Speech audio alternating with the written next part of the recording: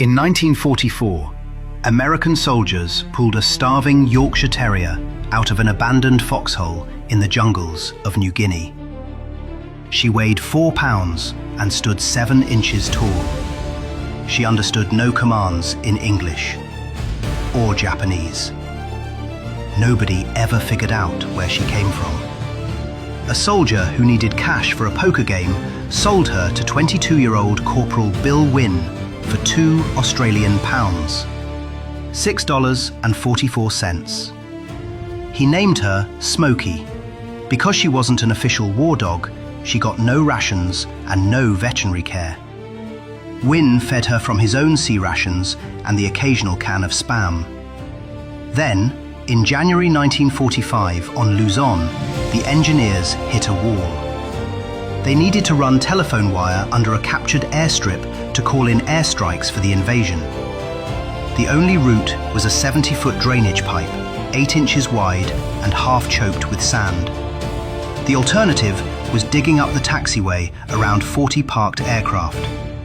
3 days of work in the open under constant Japanese air raids. They asked Wynne if his 4-pound dog could do it. He agreed on one condition. If she got stuck, they'd dig her out.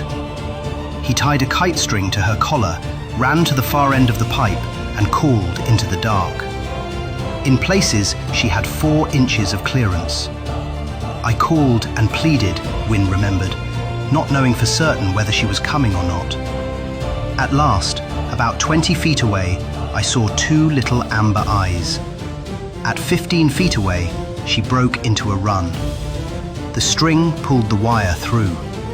She had done in minutes what would have cost 3 days and lives.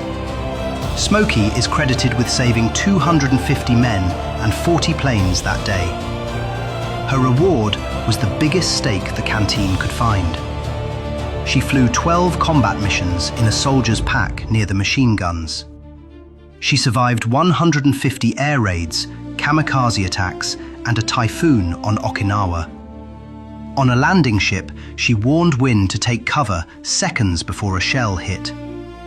The blast killed the 8 men standing beside him. Wynne smuggled her home in an oxygen mask carrying case. Then, visiting wounded GIs in hospital beds, a 4-pound dog from a foxhole became the first therapy dog on record. The ancestor of every therapy animal working today.